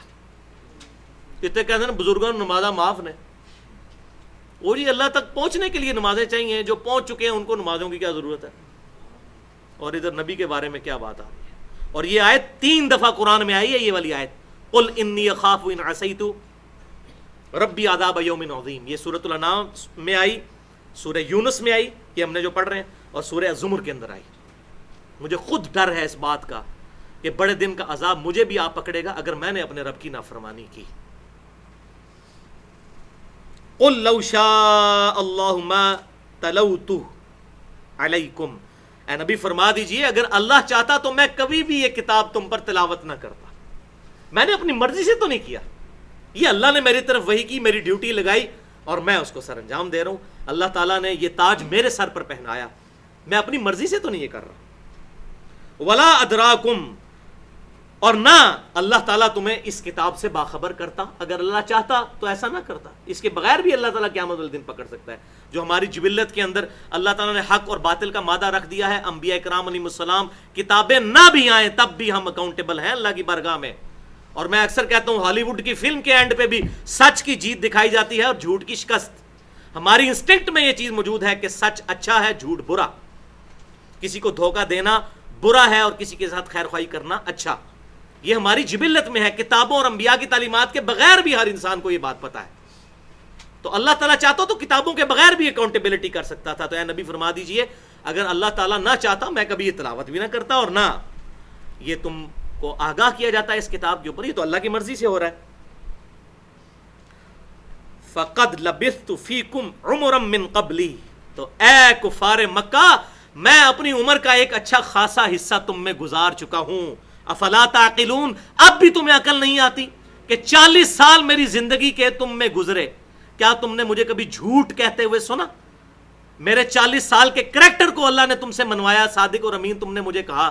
میں نے ایک عمر کا حصہ تم میں گزارا ہے، تمہیں عقل نہیں آتی کہ میں جھوٹ بولنے والا نہیں. اور میری زندگی ایک کھلی کتاب ہے تمہارے سامنے کہ آج تک میں نے کسی شاعر کی شاعری نہیں کی، کسی فلاسفر کی شاگردگی اختیار نہیں کی. میں امیین میں پیدا ہوا ہوں.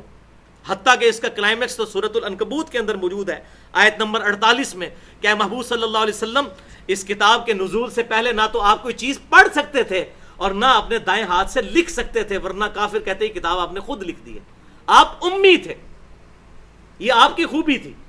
ہمارا امی ہونا ہمارے لیے نٹوریس ہے، اور نبی کے نبوت کی دلیل یہ ہے کہ ایسا کلام لے کر آئے کہ بڑے بڑے شعراء نے اپنے کلام پھاڑ دیے. تو یہ اللہ کا کلام ہے.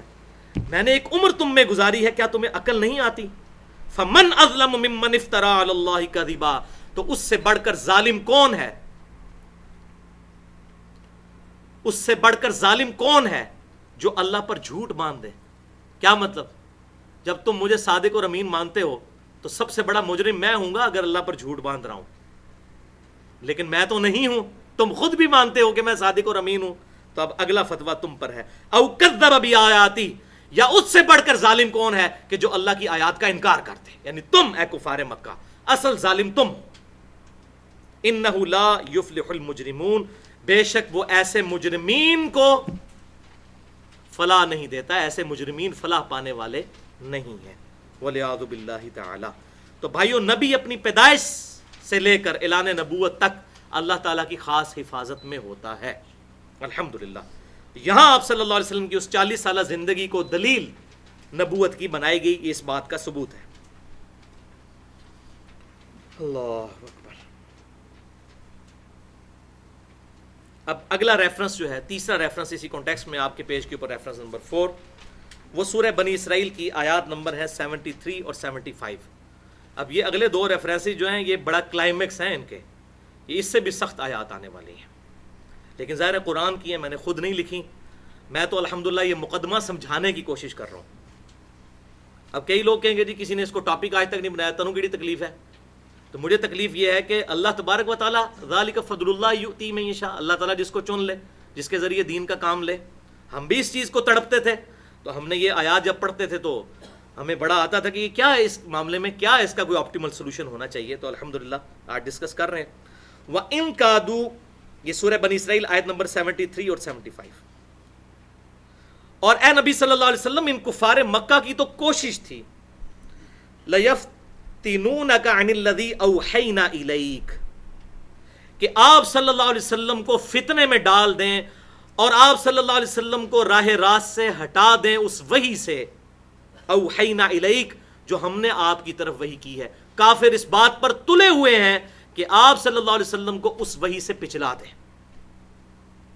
اور کیا چاہتے ہیں وہ؟ لِتَفْتَرِيَ عَلَيْنَا غَيْرَهُ، کہ آپ اپنی طرف سے کوئی بات بنا کر ہماری طرف منسوب کر دیں ان کافروں کو خوش کرنے کے لیے. جس طرح یہاں بھی علماء پبلک کو خوش کرنے کے لیے، جو حکومتی مولوی ہوتے ہیں وہ گورنمنٹوں کو خوش کرنے کے لیے قرآن پاک سے آیات لے کے ان کے مطلب بنا کے تو وہ خوش کرنا شروع کر دیتے ہیں. تو کافر یہ آپ سے ڈیمانڈ کر رہے ہیں، آپ تو اللہ کے پیغمبر ہیں، آپ کا تو کردار ہے وَإِنَّكَ لَعَلَىٰ خُلُقٍ عَظِيمٍ، اخلاق کے اعلیٰ ترین درجے پر ہیں. تو آپ یہ چاہتے ہیں کہ کوئی ایسی بات آپ ہماری طرف منسوب کر دیں جو ان کو خوش کرنے والی ہو. وَإِذَا لَاتَّخَذُوكَ خَلِيلًا، اور اس کے بعد پھر وہ آپ کو اپنا دوست بنا لیں. جب آپ ان کی مرضی کی بات کر دیں تو آپ ان کے پھر خلیل بن جائیں. یہ چاہتے ہیں کہ آپ اپنی مرضی سے کوئی بات اللہ کی طرف منسوب کر دیں. وَلَوْلَا أَن ثَبَّتْنَاكَ لَقَدْ كِدتَّ تَرْكُنُ، اور اے محبوب صلی اللہ علیہ وسلم، اگر ہم آپ کو ثابت قدم نہ رکھتے، یہ وہ بات آ رہی ہے جو میں کہہ رہا ہوں کہ نبی کو اللہ تعالیٰ حفاظت کرتا ہے. لَقَدْ كِدتَّ تَرْكُنَّ إِلَيْهِمْ شَيْئًا قَلِيلًا، تو لَقَدْ كِدتَّ تَرْكَنُ إِلَيْهِمْ شَيْئًا قَلِيلًا، تو ضرور ایسا ہو جاتا کہ آپ ان کی طرف تھوڑا سا جھک جاتے. بدنیتی کی وجہ سے نہیں، اپنی شفقت کی وجہ سے، جو آپ کے اندر ایک رحمت کا مادہ موجود ہے. قریب تھا کہ آپ ان کی طرف جھک جاتے، کمپرومائزنگ کی طرف آ جاتے، لیکن شیئن قلیلا، تھوڑا سا. اور اگر ایسا ہو جاتا اذا لأذقناک ضعف الحیات وضعف الممات، اگر ایسا ہوتا تو اے نبی ہم آپ کو اس دنیا کی زندگی میں بھی دگنا عذاب دیتے اور آخرت کی زندگی میں بھی دگنا عذاب دیتے. ثم لا تجدوا لک علینا نصیرا، اور اے نبی تم پھر ہمارے مقابلے میں کسی کو اپنا مددگار نہ پاتے. وَلِعَوْذُ بِاللَّهِ تَعَالَى، اللہ اکبر کبیرہ والحمد للہ کثیرہ وسبحان اللہ بکرۃ واسیلہ. ہم لوگ کہاں سے اللہ کے لاڈلے بنے ہوئے ہیں اور لوگوں کو جنت کے ٹکٹ بانٹتے پھر رہے ہیں؟ ڈرنے کا مقام ہے. اور اللہ کی قسم یہ آیات اس بات کی دلیل ہے کہ یہ نبی نے خود کلام نہیں لکھا. کوئی بھی رائٹر اپنے بارے میں اتنی سخت باتیں نہیں لکھ سکتا. آج غیر مسلموں کو جب ہم اس قرآن کے حق ہونے کی دلیل پیش کرتے ہیں، وہ کہتے ہیں جی ہم تو کاپی رائٹس کا مقدمہ کر دیتے محمد کے اوپر صلی اللہ علیہ وسلم اگر اس زمانے میں ہوتا کہ تورات اور انجیل سے آیات چوری کی ہیں. حالانکہ یہ تو اس بات کا ثبوت ہے اس کا اوریجن وہی ہے جو تورات اور انجیل کا اوریجن ہے. اور ہمارے پاس آج ثبوت سوائے ان آیات کے اور کوئی آیات نہیں ہے. کہ اگر یہ نبی نے خود گھڑا ہوتا معاذ اللہ کلام تو اپنے بارے میں ایسی سخت باتیں لکھی ہوتی. کون اپنی کتاب لکھتے ہوئے اپنے بارے میں اتنے فتوے لکھتا اپنے خلاف؟ یہ آیات اس بات کا ثبوت ہے. اور اگلی آیت تو اس کا کلائمیکس ہے، سورۃ الحاقہ آیت نمبر 43 سے لے کر 48. تنزیل من رب العالمین، یہ کتاب اتاری گئی ہے اس رب کی طرف سے جو سارے جہانوں کا رب ہے، پالنے والا ہے. وَلَوْ تَقَوَّلَ عَلَيْنَا بَعْضَ الْأَقَاوِيلِ، اور اگر یہ نبی صلی اللہ علیہ وسلم اپنی طرف سے کوئی بات گھڑ کر ہماری طرف منسوب کر دیتے، لَأَخَذْنَا مِنْهُ بِالْيَمِينِ، تو ہم اپنے دائیں ہاتھ سے ان کو پکڑتے، ثُمَّ لَقَطَعْنَا مِنْهُ الْوَتِينَ، اور ان کی شاہ رگ کاٹ دیتے اگر یہ اپنی طرف سے کوئی بات ہماری طرف منسوب کر دیتے جو ہم نے ان کی طرف وحی نہیں کی۔ اللہ اکبر کبیرہ والحمد للہ کثیرہ وسبحان اللہ بکرۃ واصیلا۔ فما منکم من احد عنہ حاجزین، تو پھر کون ہے تم میں سے کوئی ایک کہ جو ان کو ہم سے بچا سکتا اگر یہ ہماری طرف کوئی غلط بات منسوب کر دیتے۔ وَإِنَّهُ لَتَذْكِرَةٌ لِّلْمُتَّقِينَ، اور بے شک یہ کتاب تو ہے نصیحت ان کے لیے جو واقعی ڈر جائیں، جن کو ڈر ہے کہ ہماری مرضی کے بغیر ہمیں کسی نے پیدا کیا ہے اور وہ ہمیں پوچھے گا اور ہم اس سے بچ نہیں سکتے اگر اس کی فرما برداری نہیں کریں گے۔ تو یہ بھائیوں آیات اس بات کا ثبوت ہے۔ لہٰذا یہاں پر ایک پوائنٹ بھی میں کلیئر کر دوں، غلام احمد قادیانی کے جو فالورز ہیں انہوں نے اسی آیت کو دلیل بنایا کہ اگر غلام احمد قادیانی نے وحی کا دعویٰ کیا تھا تو اللہ تعالیٰ اس کی شارہ کاٹ دیتا نا اس قرآن کی آیت کے تحت، کیونکہ اللہ نے کہا کہ اگر کوئی ہماری طرف بات یہ نبی منسوب کرتے تو ہم ان کی رگیں جہاں کاٹ دیتے۔ تو یہ بات یاد رکھیں، قرآن کے کانٹیکسٹ میں یہ اس شخص کے بارے میں ہے جس کو اللہ نے نبی بنایا ہو، جس کو نبی نہیں بنایا وہ جھوٹا تو وہ بخاری مسلم میں ہے کہ قیامت اس وقت تک قائم نہیں ہوگی جب تک کہ 30 جھوٹے دجال پیدا نہ ہوں، ہر ایک دعوی نبوت کرے گا، اور ایک تو آپ صلی اللہ علیہ وسلم کی مبارک زندگی میں ہوا اور آپ صلی اللہ علیہ وسلم نے صحابہ کرام کو اس کی پریڈکشن کی تھی کہ تم لوگ اس کے خلاف قتال کرو گے، وہ امت پر چھوڑا کہ جو جھوٹے دعوی نبوت کرے گا امت اس کے خلاف لڑے گی۔ یہ اس شخص کے بارے میں ہے جس کو اللہ نے نبی بنایا اور پھر وہ یہ کرے، لیکن ایسا نہیں ہوا۔ یہ بات سمجھانے کے لیے ہے، اور یہ غصہ نہ سمجھیے گا نبی صلی اللہ علیہ وسلم پر ہے، یہ ان کافروں پر غصہ ہے کہ تم کہتے ہو اس نبی نے بنا لیا بنا لیا بنا لیا بنا لیا۔ یہ کبھی نہیں ایسا کر سکتے۔ جنہوں سی پنجابی کہنے ہیں نا، آکھنا تی نو تے سنانا نو نو، کہنا جو ہے وہ بیٹی کو اور سنانا بہو کو۔ یہ غصہ سارا کافروں کے اوپر ہے، نبی صلی اللہ علیہ وسلم پر نہیں ہے یہ، اور یہ اللہ کا اسلوب ہے۔ سورہ الزخرف میں ہے ان کان للرحمن ولد فانا اول العابدین۔ اے محبوب صلی اللہ علیہ وسلم فرما دیجئے اگر بالفرض اللہ کا کوئی بیٹا ہوتا سب سے پہلے میں اس کی عبادت کرتا۔ اب یہ نہیں کہ اللہ کا کوئی بیٹا ہے، یہ سمجھانے کے لیے کرسچنز کہتے تھے عیسیٰ علیہ السلام اللہ کے بیٹے ہیں، مشرکین عرب کہتے تھے یہ فرشتے اللہ کی بیٹیاں ہیں، تو نبی صلی اللہ علیہ وسلم کی مبارک زبان سے کہلوایا گیا قل ان کان للرحمن ولد فانا اول العابدین۔ اے محبوب صلی اللہ علیہ وسلم آپ فرما دیجئے اگر بالفرض اللہ کا کوئی بیٹا ہوتا سب سے پہلے میں اس کو پوچھ رہا ہوتا، تو بیٹا کوئی نہیں ہے، یہ بات سمجھانے کے لیے۔ تو یہ بھائیوں آیات اس بات کی دلیل ہے کہ ہمارے محبوب صلی اللہ علیہ وسلم نے یہ کتاب خود نہیں لکھی، بلکہ اللہ تعالیٰ کا کلام من و عن اسی طریقے سے پہنچا دیا، چاہے اپنے بظاہر اپنے خلاف بھی باتیں موجود تھیں۔ لہٰذا ایک دفعہ درود شریف ہو جائے، اللہم صلی علی محمد وعلی آل محمد کما صلیت علی ابراہیم وعلی آل ابراہیم انک حمید مجید، اللہم بارک علی محمد وعلی آل محمد کما بارکت علی ابراہیم وعلی آل ابراہیم انک حمید مجید۔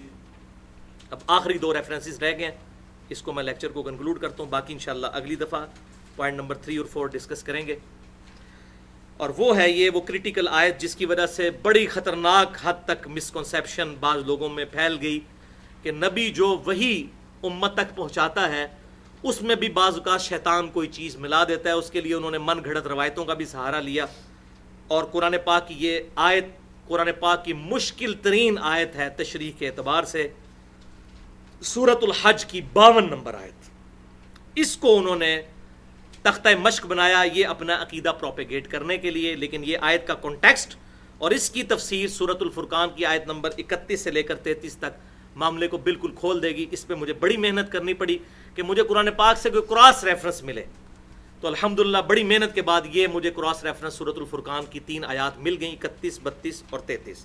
بہرحال یہ آیت سورۃ الحج کی آیت نمبر 52 آپ کے ریفرنس پہ ریفرنس نمبر 6، بسم اللہ الرحمن الرحیم، وما ارسلنا من قبلک من رسول ولا نبی، اور اے محبوب صلی اللہ علیہ وسلم کبھی ایسا نہیں ہوا کہ آپ سے پہلے جتنے بھی ہم نے نبی اور رسول بھیجے ہیں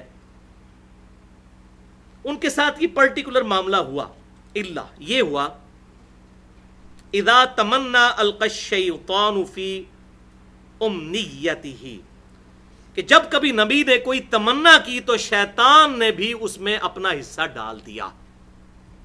ایسا ہو ہی نہیں سکتا کہ کوئی نبی اور رسول اس معاملے میں محفوظ رہا ہو۔ ہمیشہ ایسا ہوا ہے کہ جب نبی نے کوئی تمنا کی تو شیطان نے اس کی تمنا میں اپنا حصہ ڈال دیا۔ فَيَنْسَخُ اللَّهُ مَا يُلْقِي الشَّيْطَانُ، پھر اللہ تعالیٰ نے اس کو تو نسخ کر دیا، ختم کر دیا جو شیطان نے القاء کرنے کی کوشش کی۔ ثُمَّ يُحْكِمُ اللَّهُ آيَاتِهِ، اور پھر اللہ تعالیٰ نے اپنی آیات کو محکم اور مضبوط کر دیا۔ واللہ علیم حکیم، اور اللہ تعالیٰ علم والا اور حکمت والا ہے۔ بعض لوگ اس بات کو نبی کی طرف لے گئے کہ نبی پر شیطان کو القاء کر دیتا ہے، معاذ اللہ استغفر اللہ، پھر اللہ تعالیٰ اس کا القاء ختم کر کے تو آیات کو محکم کرتا ہے۔ جو نبی پر وحی آتی ہے اس وحی کے دوران شیطان بھی کوئی وحی انجیکٹ کر دیتا ہے۔ یہ تو بھائی بالکل غلط ہے، یہ تو قرآن کے پورے فلسفے کے خلاف ہے، کیونکہ قرآن تو کہتا ہے کہ ہم نبی کی حفاظت کرتے ہیں۔ وما ينطق عن الهوى ان هو الا وحی یوحى، سورۃ الجن کی آخری آیت ہے کہ اللہ کی یہ شان نہیں کہ اپنے غیب پر کسی کو مطلع کرے مگر اپنے پسندیدہ رسولوں میں سے بھی، اور ان کی حفاظت میں بھی فرشتے مامور کر دیتا ہے، اور یہ مضمون قرآن میں کئی جگہ آیا ہے۔ اصل اس میں مخاطب ہیں عوام الناس۔ اب اس آیت کو سمجھیے کہ کبھی ایسا نہیں ہوا کہ کوئی رسول اور نبی آیا ہو، مگر یہ کہ یہ معاملہ ہوگا کہ جب کبھی اس نے تمنا کی کہ وہ دعوت حق جو اللہ نے اس کو دی ہے وہ عوام الناس تک پہنچائے، تو شیطان بھی اس کے اندر اپنی عمل دخل کر دیتا ہے۔ مراد یہ کہ جب وہ لوگوں کو حق بات پہنچاتا ہے تو لوگوں کے دلوں میں وہ وسوسے ڈال کر نبی کے خلاف کر دیتا ہے عوام کو۔ پھر اللہ تعالیٰ اس معاملے کو دور کرتا ہے۔ وہ کیسے کرتا ہے؟ اعتراضات کر کے، یار یہ کیا قرآن میں آیت نازل ہوئی، یہ کیا مکھی اور مچھر کی مثال؟ تو اللہ تعالیٰ نے فرمایا اللہ نے کوئی علم نہیں جھاڑنا، بلکہ اللہ تبارک و تعالیٰ اس مثال کے ذریعے لوگوں کو بات سمجھانا چاہتا ہے۔ اگر کسی کو مکھی اور مچھر کی مثال سے سمجھ آتی ہے تو اس طرح سمجھ آ جائے۔ تو اللہ تعالیٰ پھر اپنی آیات کو محکم کرتا ہے، اور پھر اللہ تبارک و تعالیٰ ان آیات کو محکم کیسے کرتا ہے؟ اور آیات نازل فرما کے ان اعتراضات کا جواب دے کے۔ اسی لیے تو بھائیو یہ اتنی موٹی کتاب ہے، ورنہ ایک صفحے کی کتاب ہوتی ہے۔ یہ اتنی بڑی کتاب اسی لیے ہے کہ وسوسے بہت زیادہ ہیں، 23 سال تک نازل ہوتی رہی۔ تو ان وسوسوں کو سیٹل کرنے کے لیے اللہ تعالیٰ کہتا ہے کہ جب یہ عوام الناس کے اندر کوئی ایسا معاملہ کرتے ہیں تو اللہ تعالیٰ اپنی آیات کو محکم کر دیتا ہے۔ اور یہ تفسیر میں نے اپنی طرف سے نہیں کی، اس کی سپورٹ میں یہ آیات مجھے ملی الحمدللہ بڑی محنت کے بعد۔ سورۃ الفرقان آیت نمبر 31 سے 33، ریفرنس نمبر 7۔ یہ باقی آیات سورہ حج کی بعد میں مکمل کریں گے، یہاں کراس ریفرنس کے طور پر اس چیز کو لے لیں۔ وَكَذَلِكَ جَعَلْنَا لِكُلِّ نَبِيٍّ عَدُوًّا مِّنَ الْمُجْرِمِينَ، اور ہم نے اسی طریقے سے ہر نبی کے دشمن بنا دیے مجرموں میں سے۔ یعنی اللہ تعالیٰ یہ کشمکش کرتا ہے، یہ دشمن بھی اللہ تعالیٰ نے شیطان بھی پیدا کیا، اور یہ سارے معاملات یہ جو حالات ہوئے آزمائش کے لیے۔ وَكَفَى بِرَبِّكَ هَادِيًا وَنَصِيرًا، اور تیرا رب کافی ہے ہدایت دینے کو اور مدد کرنے کو۔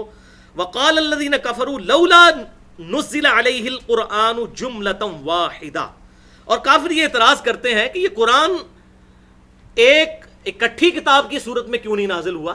قرآن میں خود لکھا ہوا ہے کہ تورات اور انجیل جو ہیں وہ اکٹھے نازل ہوئے ہیں، تورات موسیٰ علیہ السلام کو دی گئی اکٹھی تختیوں کی شکل میں، یہ قرآن کیوں 23 سال سے نازل ہو رہا ہے؟ مکی دور میں 13 سال سے اکٹھی ایک کتاب سلیبس کے طور پہ پکڑا دی جاتی ہے۔ اب یہ کافروں کا اعتراض تھا، تو اب دیکھو اعتراض کرنے میں تو کوئی بھی اعتراض کر سکتا ہے، یعنی اگر کٹھی ہو جاتی پھر تسی مان لینا سی۔ عیسیٰ علیہ السلام پہ 12 بندے ایمان لے کے آئے، موسیٰ علیہ السلام پہ بھی ایمان لانے والے تو 6 لاکھ کے قریب تھے، جب قتال کی باری آئی تو 2 بندے ساتھ رہ گئے، باقی سارے ادھر ادھر ہو گئے۔ تو یہ اعتراضات، دل بےمان تے اجٹا ٹیر، جنہوں سے پنجابی کہنا ہے کہ دل میں بےمانی ہو تو پھر جھوٹے دلائل تو بہت گھڑے جا سکتے ہیں۔ تو یہ کافر اعتراض کرتے ہیں یہ کتاب اکٹھی کیوں نہیں نازل ہوئی؟ تو اللہ تعالیٰ فرماتا ہے کذالک، یہ اس لیے ہے لنثبت بہ فؤادک ورتلناہ ترتیلا، یہ اس لیے کہ محبوب صلی اللہ علیہ وسلم ہم آپ کو اس کے ذریعے مضبوط کریں اور ٹھہر ٹھہر کر کے آپ پر یہ کتاب پڑھیں۔ مراد یہ کہ آپ صلی اللہ علیہ وسلم کے لیے گائیڈ لائنز ہیں مسلسل 23 سال سے آپ کا اللہ تعالیٰ کے ساتھ ڈائریکٹ رشتہ برقرار، اور آپ کو آہستہ آہستہ اس کے ذریعے مضبوط کیا جا رہا ہے. پہلے گائیڈ لائنز آتی ہیں، اس پر عمل کرتے ہیں، نئی آزمائشیں آتی ہیں، پھر اللہ کی طرف سے گائیڈ لائنز آہستہ آہستہ ایوالو ہوتے ہوئے صحابہ اکرام کی ایک جانثار جماعت آپ کے پاس تیار ہو گئی ہے. اس لیے کہ آپ کے دل کو مضبوط کرتے ہیں ہم اس کے ذریعے، جو کہ اللہ تبارک تعالیٰ نے سورہ حشر میں بھی فرمایا کہ اگر یہ کتاب نازل ہوتی پہاڑوں پر تو ریزہ ریزہ ہو جاتے پہاڑ. نبی صلی اللہ علیہ وسلم کے مبارک دل پہ آہستہ آہستہ اس کو نازل کیا گیا تاکہ آپ کے دل کو مضبوط کیا جائے اس کے ذریعے. وَلَا يَأْتُونَكَ بِمَثَلٍ إِلَّا جِئْنَاكَ بِالْحَقِّ وَأَحْسَنَ تَفْسِيرًا. اور اے محبوب صلی اللہ علیہ وسلم تم دیکھو کوئی ایسا اعتراض نہیں، یہ لے کر آئیں اور ہم اس کا کوئی نہ کوئی معقول جواب آپ کو تعلیم فرما دیتے ہیں.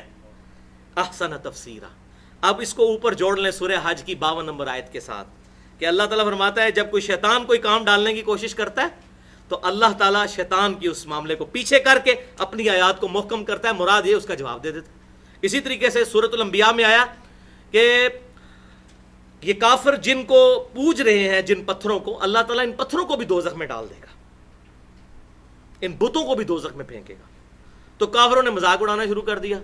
اچھا اس کا مطلب ہے جتنے جھوٹے معبود بنائے گئے ہیں وہ دوزخ میں جائیں گے، تو عیسیٰ علیہ السلام کو بھی پھر دوزخ میں ڈالا جائے گا، کیونکہ عیسیٰ علیہ السلام کو بھی تو پوچھتے تھے عیسائی. اب پتہ تو کافروں کو بھی تھا کہ عیسیٰ علیہ السلام نے اپنی عبادت تو خود نہیں کروائی، وہ تو الحمدللہ امام الموحدین تھے، یہ تو لوگوں نے ان کے لیے ڈیوینٹی کلیم کی. پھر اللہ تعالیٰ نے اس کا جواب بھی دیا سورہ زخرف کے اندر کہ محبوب صلی اللہ علیہ وسلم یہ جو عیسیٰ کی مثال انہوں نے آپ سے بیان کی، آپ ٹینشن نہ لیں، یہ حجت بازی کرنے کے لیے کی، حالانکہ ان کو بھی پتا ہے کہ ہمارے خاص بندے تھے اور وہ قیامت کی خبر ہے. یعنی نزول عیسیٰ جو ہے یہ قیامت کی خبر ہے. اسی پہ میں نے مسئلہ نمبر 12 حیات مسیح اور نزول مسیح علیہ السلام اس میں اس آیت کو بھی ثبوت کے طور پر پیش کیا ہے. تو ہر چیز کا اللہ تعالیٰ معقول جواب الحمدللہ تعلیم فرما دیتا ہے. اب اس کی حکمت کیا ہے کہ ایسا کیوں ہوتا ہے کہ نبی دعوت دے رہا ہے، شیطان اپنا کام ڈال رہا ہے، پھر اللہ تعالیٰ آیت نازل کر رہا ہے. یہ اس کا ثبوت تو سورہ حج کی 52 نمبر آیت کی اگلی آیات پڑھ لیجئے، 2 آیات 53 اور 54. یہ کس لیے ہے؟ لِيَجْعَلَ مَا يُلْقِ الشَّيْطَانُ فِتْنَةً لِلَّذِينَ فِي قُلُوبِهِم مَرَضٌ. یہ اس لیے ہے تاکہ ہم شیطان کی ان باتوں کو آزمائش کا ذریعہ بنا دیں ان لوگوں کے لیے جن کے دل کے اندر مرض ہو چکا ہے، جنہوں نے بات نہیں ماننی. والقاسیہ، اور ان کے دل سخت ہو چکے ہیں، قاسیۃ القلوبہم، ان کے دل سخت ہو چکے ہیں، یہ ان کے لیے آزمائش بن گئی ہے.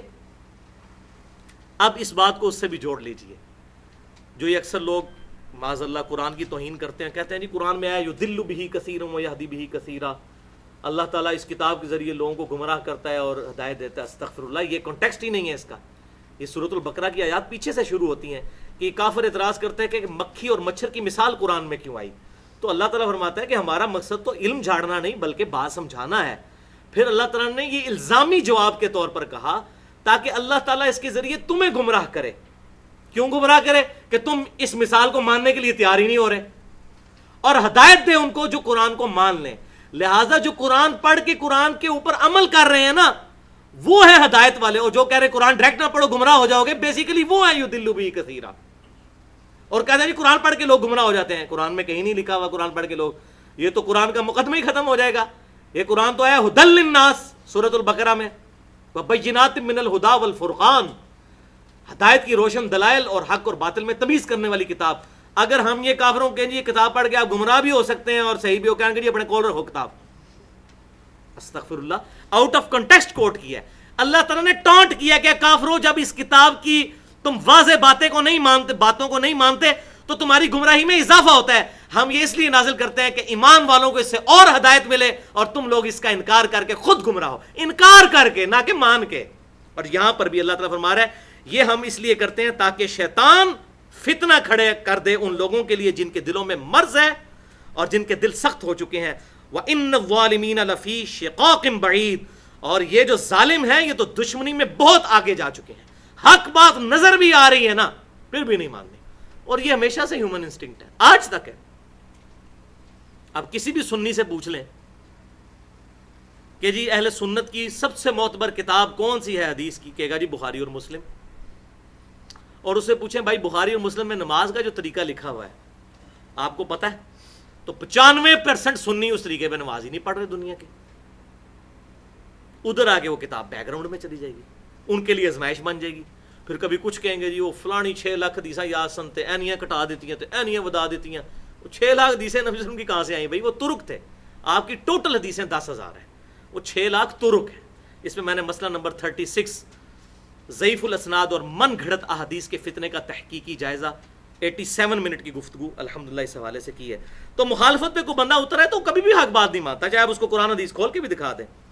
اور دوسری طرف کیا ہے, وَلِيَعْلَمَ الَّذِينَ أُوتُوا الْعِلْمَ, تاکہ جان لیں اہل علم, علم والے لوگ, جذبات والے لوگ نہیں, جو علم کے اوپر اپنے عقائد و نظریات کی بنیاد رکھنا چاہتے ہیں, أَنَّهُ الْحَقُّ مِن رَبِّكَ, کہ یہ کتاب حق ہے آپ کے رب کی طرف سے. ان کو تو یقین ہو جائے گا, جن جن آیات پہ یہ اعتراضات کریں گے مومنین کو وہی آیات ایمان کے بڑھنے کا سبب بن رہی ہوں گی. الحمدللہ. من ربک, تیرے رب کی طرف سے, فیؤمنوا بہ, اور وہ اس پر ایمان لائیں, فتخبت لہ قلوبہم, اور تاکہ ان کے دل جھک جائیں اس کتاب کی طرف. وان اللہ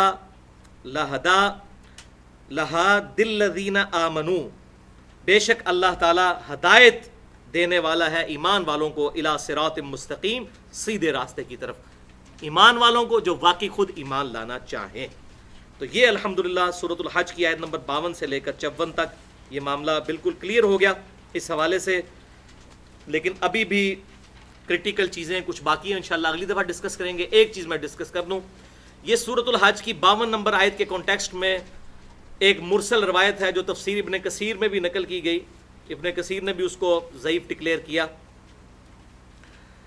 کہ نبی صلی اللہ علیہ وسلم قرآن پاک کی آیات تلاوت کر رہے تھے سورۃ النجم کی, تو اسی دوران اسی وزن کے اوپر آپ صلی اللہ علیہ وسلم کی مبارک زبان سے کچھ اور الفاظ نکل گئے ان کی کافروں کی دیویوں کے بارے میں, تلک الغرانک العلا, کہ یہ دیویاں بڑی اونچے مرتبے کی ہیں, لات اور عزا. یہ روایت وہ پیش کرتے ہیں کہ اس کے بعد پھر کافر بھی جو ہے وہ سجدے میں گر پڑے. تو نبی صلی اللہ علیہ وسلم نے تو قرآن کی آیات پڑھی تھیں, ساتھ شیطان نے آپ کی مبارک زبان سے یہ الفاظ معاذ اللہ استغفر اللہ نکلوا دیے. یہ بھائیوں بالکل جھوٹی روایت ہے, اور اس کا میں نے پوسٹ مارٹم مسئلہ نمبر 36 اسی ضعیف الاسناد اور من گھڑت احادیث کے فتنے کا تحقیقی جائزہ, اس میں جو میں نے 5 جھوٹی اور ضعیف روایتوں کی مثالیں دی ہیں کہ جن کی وجہ سے دین کا بیڑا غرق ہوا ہے, اس لیے صحیح حدیث پر ایمان لانا ضروری ہے, ان میں سے ایک مثال یہ بھی ہے. یہ بالکل جھوٹی روایت ہے, اس کی اسلام میں کوئی حیثیت نہیں ہے. اب یہاں پر یہ بات بھی یاد رکھیں کہ آپ صلی اللہ علیہ وسلم یا انبیاء کرام علیہ السلام دین پہنچانے کے حوالے سے 100% اللہ تعالیٰ کی حفاظت میں ہوتے ہیں, ان پر کوئی شیطان کا غلبہ نہیں آتا. لیکن جہاں تک دنیاوی معاملات کا تعلق ہے, صحیح مسلم میں اوپر تلے 4 طرق موجود ہیں کہ آپ صلی اللہ علیہ وسلم نے ارشاد فرمایا. وہ بڑا ڈیٹیل واقعہ ہے, ابھی ٹائم نہیں بیان کروں. تبیر نحل والا واقعہ, وہ کھجوروں کی پیوند کاری اور گرافٹنگ والا واقعہ, اس میں آپ صلی اللہ علیہ وسلم نے اینڈ پہ ارشاد فرمایا انتم اعلم بامر دنیاکم, دنیا کے کاموں کو تم بہتر سمجھتے ہو. اور اس میں آگے الفاظ ہیں صحیح مسلم میں, ابو داؤد میں بھی موجود ہے یہ حدیث, مسلم میں 4 طرق اس کے موجود ہیں کہ جب کبھی میں تمہیں اللہ کے ریفرنس سے کوئی بات بتایا کروں تو اس کو من و ان قبول کیا کرو. ہاں, جب تمہارے دنیاوی معاملے میں کوئی تمہیں مشورہ دوں تو تم خود دیکھ لیا کرو دنیا کے کاموں کو تم بہتر سمجھتے ہو, جو تمہارا اپنا ایکسپیرینس ہے. اب دیکھیں نا, جو آج اس وقت سائنس نے جو ترقی کی ہے, یعنی کہ وہ 550 مسافروں کو لے کے ایئر بس A380 آسمان میں اڑ رہی ہے, اور کہاں لوگ 4 مہینے میں حج کے لیے پہنچتے تھے اور اب 4 گھنٹے میں پہنچ جاتے ہیں. اب یہ صحابہ کرام کو تو یہ چیزیں, یہ ٹیکنالوجی نہیں پتہ تھی نہ ان کا یہ فریم آف ریفرنس تھا. تو یہ انسان کو جو اللہ تعالیٰ نے وقت کے ساتھ ساتھ ایوولوشن کرائی, ترقی کروائی, اس حوالے سے. اور یہ حدیث تعبیر نحل والی میں نے پوری حدیث, اور اس حوالے سے اسلام کا کیا کنسیپٹ ہے, آپ صلی اللہ علیہ وسلم نے امت کو کلیئر کٹ ایک ویژن دے دیا. انتم اعلم بامر دنیاکم, اس حوالے سے 35 منٹ کی میری گفتگو ہے مسئلہ نمبر 39 کے نام سے, علم وحی اور علم سائنس کی اہمیت اور ان کا دائرہ کار. یہ بڑی امپورٹنٹ اور ٹیکنیکل گفتگو ہے. اس حوالے سے اللہ تعالیٰ سے دعا ہے جو حق بات میں نے کہی اللہ تعالیٰ ہمارے دلوں میں راسخ فرمائے. اگر جذبات میں میرے منہ سے کوئی غلط بات نکل گئی تو اللہ تعالی ہمارے دلوں سے محو کر دے، ہمیں کتاب و سنت کی تعلیمات پر عمل کر کے دوسرے بھائیوں تک پہنچانے کی توفیق عطا فرمائے۔ سبحانک اللہم و بحمدک، اشہد ان لا الہ الا انت، استغفرک و اتوب الیک، وما علینا الا البلاغ المبین۔ انشاءاللہ تعالی اگلی دفعہ پھر اگلے 2 پوائنٹس ہم ڈسکس کریں گے انشاءاللہ۔